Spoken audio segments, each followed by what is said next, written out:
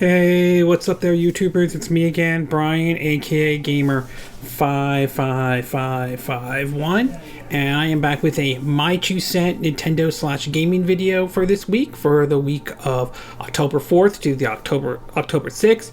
This one probably is going to be mostly Nintendo related, so there's going to be a lot of Nintendo stuff covering on this one.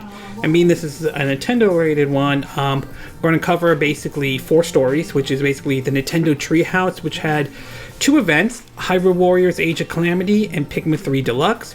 We also have a little bit more information that has come out about Monster Hunter Rise and how they were able to bring the Resident Evil engine over, and some more information that they posted out though. We also going to talk about basically an analysis of things that Nintendo could do, like release a Switch every year and all that. Not sure about that approach or anything like that. And of course, we also have the Joy-Con drift issue is back again. This time ranging from a lawsuit Nintendo is facing from a 5-year-old to claims that Nintendo is basically denying that the Joy-Con issue doesn't exist or something like that, based on what this law firm is saying though. But before we get started, before we get to the quick My 2 Cent part, I do want to say for this week there won't be any video game review for this week, mostly because, well, I'm not feeling as well this week. I sort of came down with something, not COVID or anything like that, just like having a little bit of a cold, a bit of a stomach ache. Not going to go into full details or anything like that, so there won't be any review this week, so I'm going to take a little break from it though. I'm hoping to have one back up hopefully by next week though, so if you don't see a video review for a game this week, it's because, well, I'm sort of not feeling well this week and all that stuff. But I am going to do this My 2 Cent video for this week. But before we get started, we'll do the quick My 2 Cent part, which covers some stories that kind of caught my attention, but I'm not going to go into a huge amount of details. And we'll start off first with that apparently a new trailer for Hyrule Warriors Age of Calamity, not related to the Treehouse, showed 2 of the characters, Robbie and Purah from Breath of the Wild, show off basically a younger version of them and all. I'm curious to see how they will play out in Age of Calamity though. We learned that Need for Speed Hot Pursuit Remaster has officially been announced for the Nintendo Switch. However, it seems as though that one will come a little bit later than the PS4 and Xbox One version, and supposedly it will run at 30 frames per second.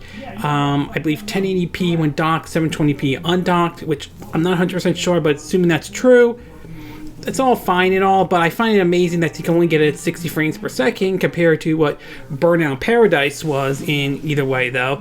And some people are looking at this as Nintendo once again is treating Switch owners as second-class citizens, which I kind of can see the argument in favor of that, considering how EA has treated the Switch so far. We also learned that the Angry Video Game Nerd 1 and 2 Deluxe has now officially been confirmed for the Nintendo Switch, and it will be coming out on October 30th, followed by a release on the PS4 and Xbox One. I believe it's also coming to Steam though. This was a difficult game when it came out, but it was fun though, and those who are fans of the Angry Video Game Nerd should check it out though. We also learned that Sega might be working on another micro console though. It's possible it could be a Dreamcast Mini, which I'm sure a lot of people probably would like to see, but they're not expecting to announce anything anytime soon, so we may be waiting a while until they announce that. We also learned that Risen, ATELIERRYZA2, when they showed off a trailer at the Tokyo Game Show, there was a scene where one of the characters were kind of like, there was that sensor fog or something like that covering up a certain character's body part, female character.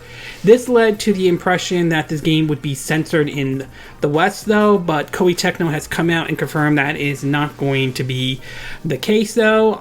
If it is coming, when it does come to the West, it's going to be interesting to see how the PS4 version and the Switch version would be, considering that Sony has sort of changed some of their policies in regarding of, certain portrayment of characters and all that stuff, where Nintendo has been a bit more open these days for third parties, just saying, hey, as long as it stays within the rating system, we ain't going to complain about it. We also learned that the John Wick's Hex game will be coming to the Nintendo Switch soon, which is certainly nice, and that should sit well for those who are fans of the John Wick movies and so forth. We also learned that Genshin Impact, the game that many accuse as being a blatant copy of Breath of the Wild, to even one person going as far as smashing their PS4 over it, though. Well, regardless of how you feel about the game, it looks like it hit 17 million downloads and could receive like $100 million in revenues, mostly because of the microtransactions, although from what I've been hearing, it's not as bad as some people make it out to be, but whatever it is, it seems to be doing well. It's currently right now, I believe, available on the PS4, and it will be coming to basically the Nintendo Switch soon. We also saw a trailer for the Mario Kart Live Circuit, the AR game that basically you can use a room in your house or something to basically try to recreate Mario Kart in general. Again, the concept is interesting. There are some neat ideas that they added in, but I'm worried that this will be just another Labo incident, that it will be just, it will be forgotten very easily. But we'll wait and see how well this one turns out. And last but not least, we got two movie-related ones, and that is that apparently the Resident Evil movies will be getting a reboot, as this one will probably stay supposedly closer to the games and all. We'll see if that turns out to be true or not, but I will say, following the success of Detective Pikachu and even Sonic the Hedgehog, I'm sure a lot of studios are going to I'm sure there's going to be a lot of pressure to try to stay true to what the games were, people liked about it, and so forth, and really deliver that compared to the Paul Anderson's version of the Resident Evil series, though. And last but not least, though, we've learned that for the upcoming Spider-Man 3, that Doctor Strange is going to be in this movie, though, which is kind of interesting, though, and to some people, though, but it is worth pointing out Doctor Strange did appear in Thor Ragnarok as well. So what kind of role Doctor Strange will play in Spider-Man 3, that remains to be seen. Hopefully we'll see it. Hopefully a trailer will happen soon. Okay, with the quick My 2 cent part now done, we'll get started with our first story. And this one has to do with the issue of the Joy-Con and the Joy-Con drifting. Now, I'm sure most of you by this point have heard of Joy-Con drifting and all that stuff. It's basically, mostly affects the left Joy-Con, where there seems to be certain issues with it, like either moving on its own or not responding or anything like that, though.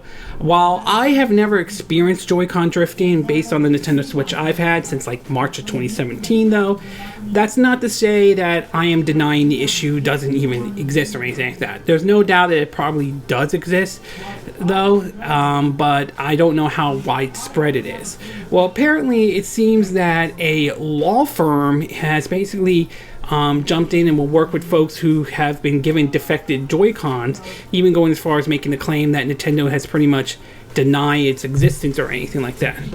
In an article from Video Games Chronicles, or VGC, it reads that a law firm behind class action suits asked consumers for video account of issues they had experienced, mostly with the Joy-Con. It supposedly is that Nintendo is reportedly arguing that Joy-Con drift isn't a real problem or hasn't caused anyone any inconvenience, though. Basically, they're saying these are words from a certain law firm, CSKD, a U.S. law firm which is calling on consumers to provide video account detailing the negative experience they had with the Nintendo Switch controller. The drifty Joy-Con issues, which causes analog stick to register movement even when untouched, was brought to wider public attention when the company filing a class action lawsuit in July 2019. It alleged that Nintendo is fully aware of the defect which caused Joy-Cons to drift and accused the company of unfair and DECEPTIVE business practices. In March of this year, a U.S. district judge approved Nintendo's move to compel the case to arbitration. I'm sorry for not saying the name correctly, but also rejects the platformer's holder bid to dismiss the case. CSKD is currently working to pursue the case through arbitration process, according to an online report. It is now replying to consumers who have previously contacted about Joy-Con drift problems and asked them to supply short videos outline the issues they experience, how Nintendo deals with the complaints, and whether it has affected their confidence in the company's product. Supposedly a comment that was reposted on Reddit basically reads, quote, "Thank you for contacting our law firm about Nintendo Switch Joy-Con drift litigation," reads an email from the law firm republished on Reddit. "We are working on putting together a montage of video clips from Nintendo Switch owners such as yourself as a way to give voice to the Joy-Con drift issue you experienced. This will help us in responding to Nintendo's argument of how this isn't a real problem or hasn't caused anyone inconvenience. In an effort to humanize and demonstrate these issues and their impact on consumers, it will be helpful for our prosecution of the case if you were to submit a short 90 seconds or less video to us describing your experience with the Joy-Con drift on your controller. CSK&D requests that the videos are submitted by October 16th, said it intends to share with them with Nintendo's attorneys and the company's representative, though. Shortly after the class action lawsuit was filed last year, Nintendo reportedly stopped charging for repairs of drifted Joy-Cons and began refunding those who have already paid for a fix, although it did not acknowledge it actually faulted with Switch controllers. However, Nintendo president offered the company's first public Joy-Con drift, apologizing during a Q&A in June 2020, saying, quote, "We apologize for any inconvenience caused to our customers regarding Joy-Con controllers, though." So, and not to mention, they mentioned basically a non-profit consumer organization in France, UFC, in UFC QUECHOISIR, which is acting in a bid to get Nintendo to change their Joy-Cons manufacturer. So. And that's not the only situation, because now it seems as though Nintendo is being supposedly sued, this time supposedly by a 5-year-old, at least according to what the article of Nintendo Life is reporting. It says, quote, or actually, not, I'm correct, a 10-year-old. Nintendo is facing yet more trouble over the Joy-Con drift phenomenon as a mother and a 10-year-old child filed a class action lawsuit against the company. Joy-Con drift referred to an issue when Nintendo controllers will register moving even when you're not applying any pressure to the control stick. The problem has brought about a number of lawsuits and even forced Nintendo president to issue an apology.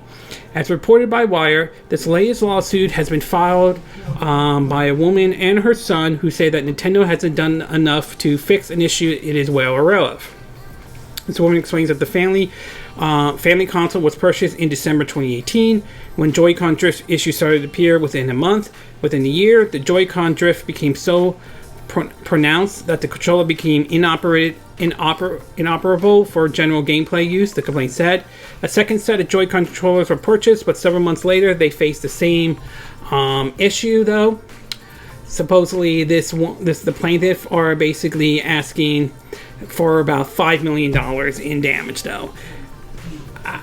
I would say, in terms of the one with the mother and the son, I'm not sure. I don't know if they're going to settle in for $5 million in any way. That might get lower. They may negotiate. I mean, already the whole issue is going to arbitration. Apologize for not saying it correctly. So I'm not sure it's going to settle for $5 million and all, but we'll see what happens with that one. But assuming this report is true, that they're seeing it is not an issue, I have to say, I kind of have to go against Nintendo on this one, though.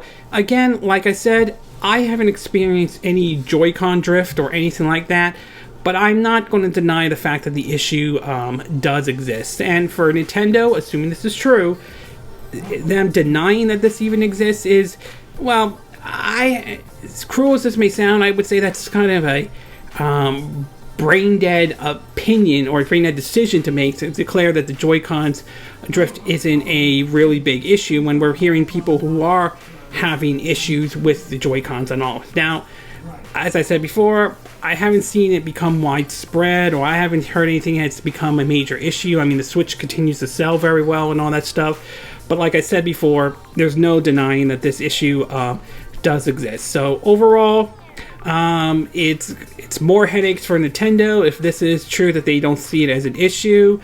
I think it's ridiculous, and the fact that this mother and this child are suing for $5 million, I don't know if they're going to if that's going to happen, if they're going to settle or win the case or not like that. But we've seen where a judge has ruled go to arbitration, but not dismiss the case. So it is a possibility, though. Okay, we're going to take a quick break. When we get back, we'll get to part 2. And this one has to do with some investors who believe that Nintendo should take an approach very similar to what Apple does with like their iPhones and iPads and all. So we'll take a quick break and we will be right back.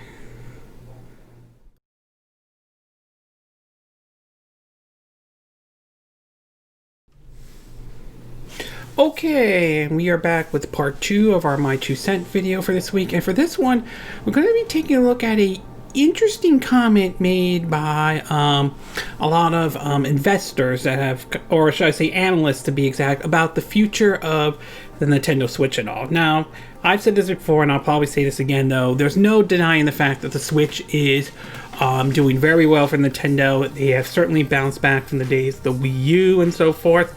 And going forward, though, there's no doubt in my mind that I think Nintendo is going to stick with the Switch design for a while. Though I expect that they will stick with that for the time being, though. But apparently, it seems that some investors are basically seeing that Nintendo could do what what Apple's doing with like the iPhone and the iPad. In an article from Video Game Chronicles, a lot of the asset firms predict that Nintendo could continuously iterate Switch like a iPhone, though. According to the article, it reads that, quote, a pair of vested firms have predicted that Nintendo will attempt to break free from the cynical hardware cycle and adopt an iPhone-like approach with future Switch iteration. Nintendo is currently enjoying one of its most successful periods in its recent histories, with shares up to 30% in 2020 and in range of an all-time record high, Bloomberg report. However, the publication notes that many investors believe the platform holder could enjoy an even greater growth if it broke free from the console cycle, which typically sees it reset its user base every 5 to 6 years, which could allow it to continue to grow Switch's 61 million players to an extended period. Like iPhones, new versions of the Switch could be backwards compatible with all games released so far, while becoming more powerful and adding additional features, it says. According to one of the investors' management at 10 West Advertiser, they told Bloomberg, with every console generation the install base resets to zeros, and their earning powers essentially reset to zero, though. This investors also added that he believes Nintendo can break free by releasing a new, more powerful Switch every few years, as Apple does with the iPhone. They can continuously to have an install base of, say, 100 million unit consoles out there, just moving along over time. Nintendo has reportedly referenced extending Switch lifespan beyond its previous console. Although it's not specifically saying it's pursuing an Apple-like business model, Nintendo has already released one Switch revision in the Lite, and a more powerful Pro model is reported being prepared for release next year. The platform holder has also been well versed in extending the life of its hardware, with iterations in the past seen with Game Boy and Nintendo DS handhelds. One of the portfolio managers at Crossroad Capital reportedly told Bloomberg that he was convinced Nintendo will be a perpetual platform and not just the company's latest cycle. In an April 2019 note distributed shortly after it invests in Nintendo, Crossroad Capital said it believes Nintendo was transitioning to a ITERATIV hardware model, was one of the key reasons behind its interest in the company. Nintendo has been working hard to eliminate the cycle voluntarily altogether by creating a console platform that can last effectively forever, it says. This means Nintendo's most valuable assets, its install base of console users, need never again reset to zeros, as it has every 5 to 6 years in the past, though. The note went on to highlight several hints it believes Nintendo has made towards a potential transition to an ITERATIV hardware model. The first hint is that Nintendo was moving in this direction may have come in 2013, Crossroad Capital said when the late Shigeru Iwata unified the company's home console and handheld division in a single group. Then on 2018, investors call, Nintendo creative lead Shigeru Miyamoto said that the company was aiming to extend the Switch lifespan beyond the typical 5 to 6 years enjoyed by most consoles. And in April 2018, the CEO hinted at a strategy shifting underway by stating that there will be times when business is good and times when business is bad, but I want to manage a company in a way that keeps us from shifting between joy and despair. And during a recent briefing, Nintendo managers hint that it could use its Nintendo account to lock users in. We can't simply follow what other companies are doing or chase the latest technologies, it says.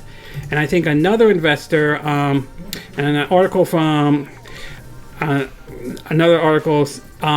Nintendo Life, which also mentions this. One of the portfolio managers from the same company, Crossroad Company, agrees with what one of the investors has said, believing that, quote, that Nintendo has gotten wiser over the past few years. He told Bloomberg that Nintendo today is different from the company that existed in pre-2017 and feels that the Japanese firm has given enough indication that it's looking to establish a prepued PRPETUAL, apologize, I'm not saying the name correctly, platform rather than kickstart a new hardware cycle with its next system. I would say I kind of agree with this to some degree, but not entirely though. I do believe that it is that more than likely Nintendo is going to stick with the Switch design for a while. I think that given how successful it is, like I mentioned before with the whole console handheld hybrid, I just can't see them doing something new at this time, let alone going back to the whole you have a console and then you have a handheld or something like that. I just can't see Nintendo doing something like that. And I could see them release a more powerful version of the Nintendo Switch, possibly something that we've heard, like, using that DLSS technology that NVIDIA has, since supposedly Nintendo and NVIDIA have a partnership that lasts for up to like 2 decades and all. I'm not sure they're going to take the approach of what Apple's doing, like release one every few years. I'm not sure Nintendo is going to do something like that, and I think the concern is that if they do something similar to this or release a new Switch, they want to be very careful that they don't split the market, and I think that's one of the dangers if Nintendo does this. I mean, don't get me wrong though, the Switch concept certainly has taken off, and there's no doubt in my mind that a more powerful Switch is probably going to happen. Maybe this time make some improvements, put some areas that will make it a little bit maybe easier for developers and all, but I'm not sure they're going to take the Apple approach entirely though. Why? I expect that we will see a new Switch from them. I don't expect them to do like I said, what Apple's doing though. And I suspect that they're probably not going to put out a brand new console, at least for a while. Again, I could be wrong. I could be completely off, but like I said before, I suspect Nintendo will stick with the Switch though. So overall, I could somewhat see this happening though, but I'm not sure they're going to follow exactly what Apple is going to do. Okay, we're going to take a quick break. When we get back, we'll get to part 3, and this one has to do with some more info we got about Monster Hunter Rise, and of course we now have a release date for the upcoming Monster Hunter movie that will be hitting theaters. So we'll take a quick break and we will be right back.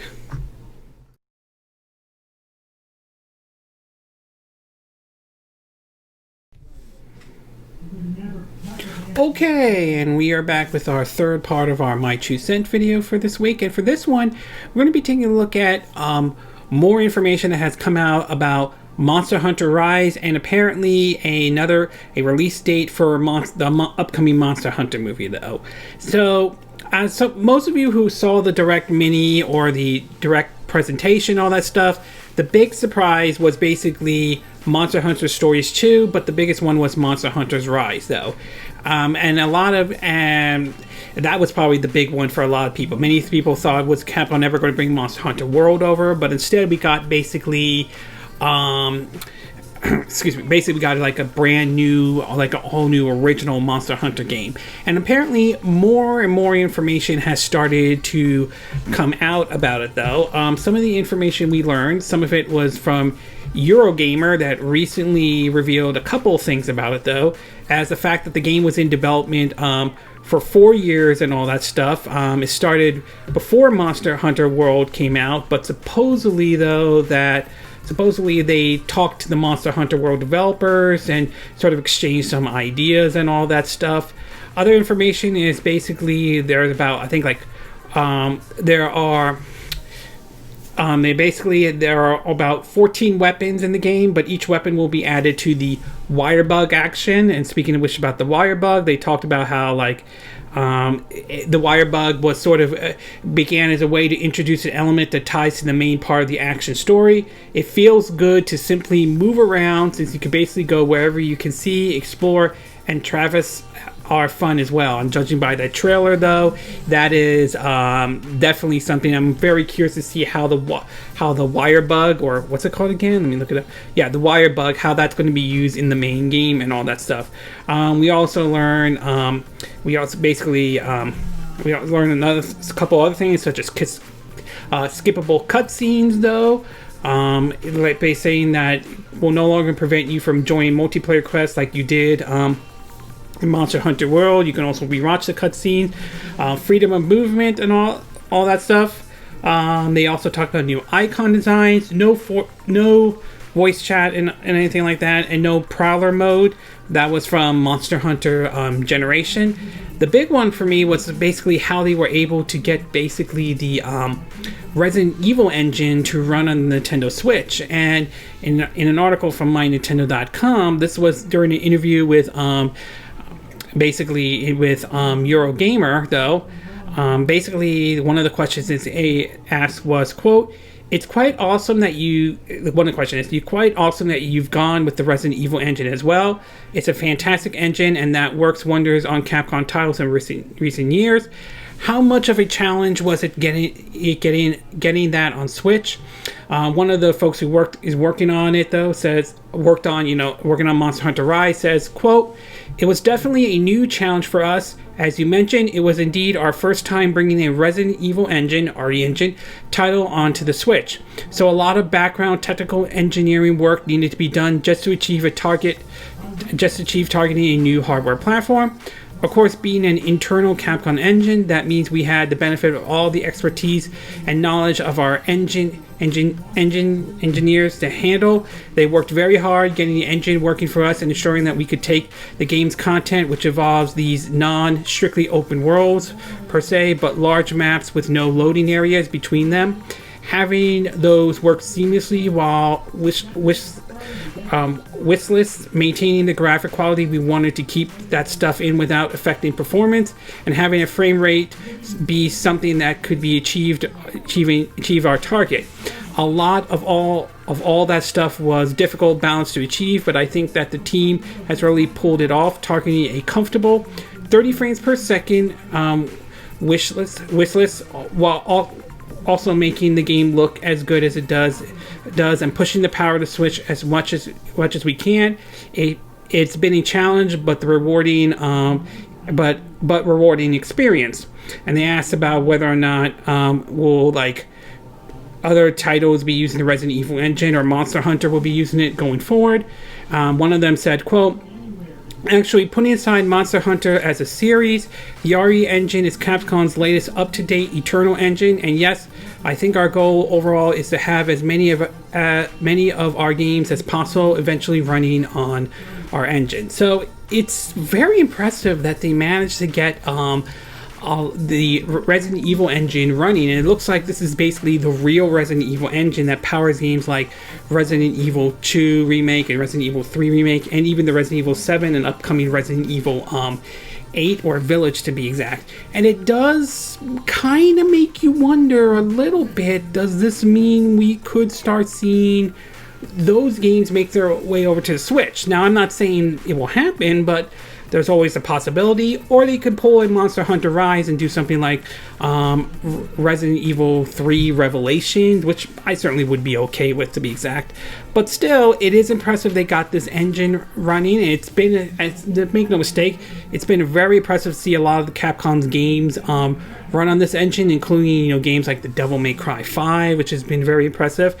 And honestly, I would like to see something like, say, if a Dragon Dogma 2 happens, I would love to see Dragon Dogma 2 running on the RE engine, if that ever happens, to be exact. But as far as all the information we got about basically about all the stuff that's going to be in Monster Hunter Rise, I would say my interest in this game has certainly gone up, and I'm looking forward to picking this one up when it comes out next year. And to close off on the Monster Hunter part, apparently it seems as though we now have a release date for the upcoming Monster Hunter movie. And according from an article on GameSpot, though, it reads that, quote, as most movies shift into 2021 release date, the Monster Hunter movie will now hit cinemas this December. It basically points out that one movie has moved forward in an otherwise quiet December 2020 release slot, Monster Hunter. The new film from Paul W.S. Anderson, which previously directed all the live-action Resident Evil movies, has moved from an April 23rd, 2021 release date to December 30th, 2020. Sony had announced this will make it by default one of the biggest films to hit the cinema this year. This is the release date previously occupied by Escape Room 2, another Sony film, which has now shifted into 2021. A specific release date for this sequel has not been announced, though. Basically, Monster Hunter was originally set to release in September 2020, but was delayed earlier this year. That month, we got an official synopsis of the film, though. They show off a little bit of a teaser trailer, though.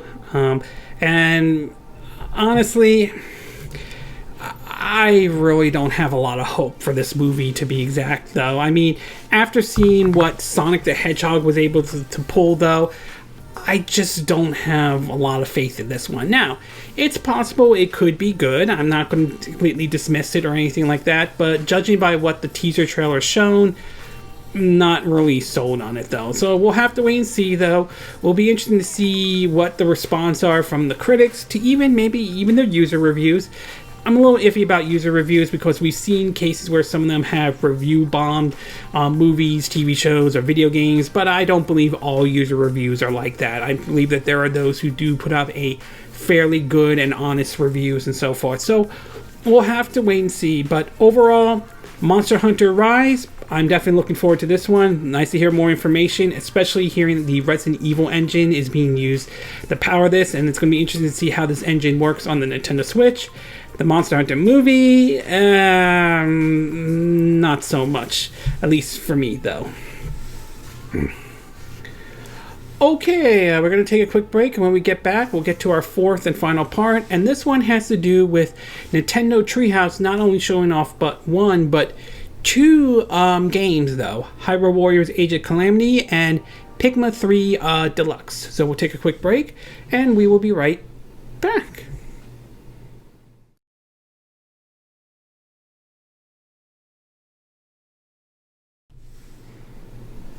Okay, and we are back with our fourth and final part of our My 2 Cent video, and for this one, we're going to be taking a look at basically Nintendo hosting their Treehouse, and they hosted two games for their Treehouse. Both of them were Hyrule Warriors and Pikmin 3 Deluxe, though, which are basically both games that Nintendo is planning to launch this holiday, though. Pikmin 3 obviously is a remaster or the updated version of Pikmin 3 that was released back on the Wii U, while Hyrule Warriors Age of Calamity is a brand new entry not only in the Hyrule Warriors series, but of course a prequel to Legend of Zelda Breath of the Wild. Both of these games I'm looking forward to playing, although I will admit Hyrule Warriors Age of Calamity is the big one for me. I didn't get a chance to watch the videos, unfortunately, though I'm hoping to maybe try to get to watch it, though. But a lot of information did come out in regards of both Pikmin 3 Deluxe and Hyrule Warriors, though. In terms of Pikmin 3, according to several articles, including this one from NME. It reads that, quote, Nintendo has released a new Treehouse presentation which focused on Pikmin 3 Deluxe and Hyrule Warriors Age of Calamity. The show ran for over an hour and featured in-depth details on the upcoming Nintendo Switch games, though. The presentation kicked off with over 40 minutes of exclusive footage for Pikmin 3 Deluxe.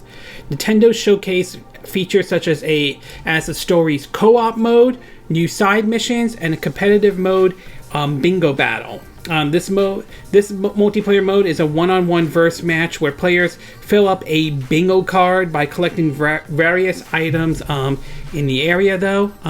Nintendo also announced that a demo for Pikmin 3 Deluxe will be available on the Nintendo eShop.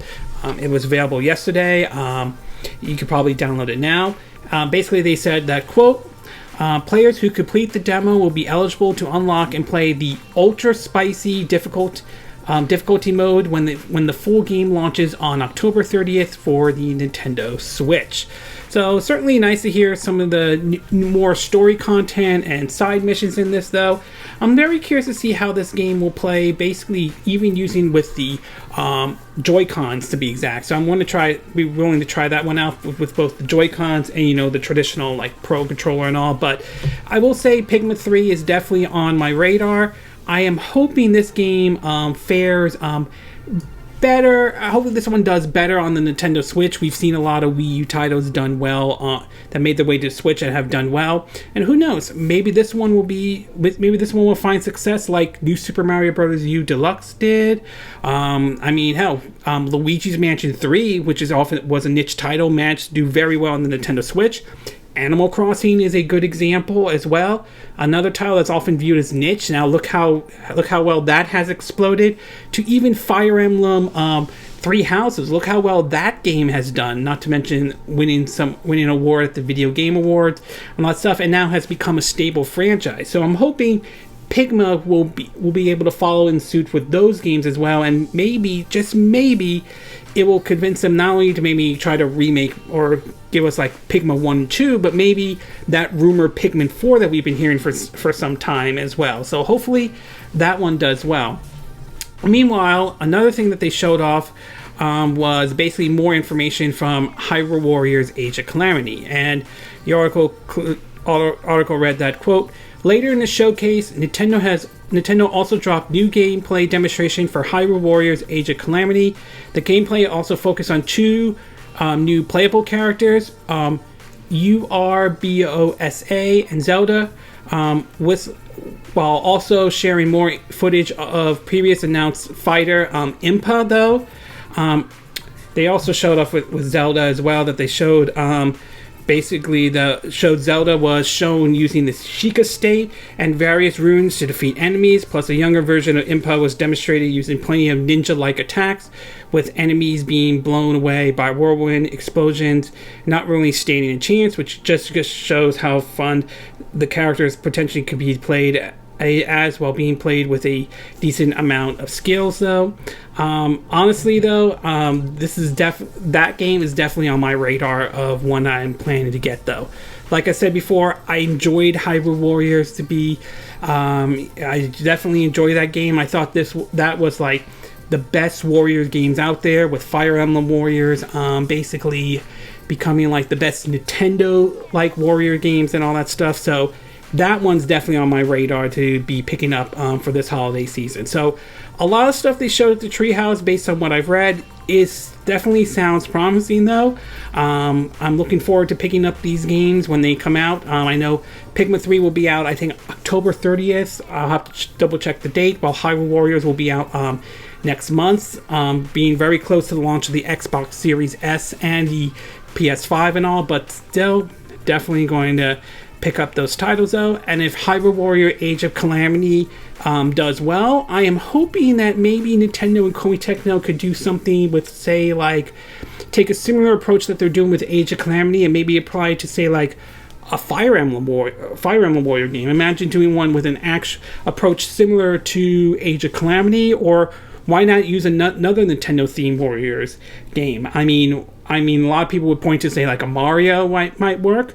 A Donkey Kong could work, but for me, the big one would be one based off of the Xenoblade Chronicles series. That's the one I think that could work the most, though.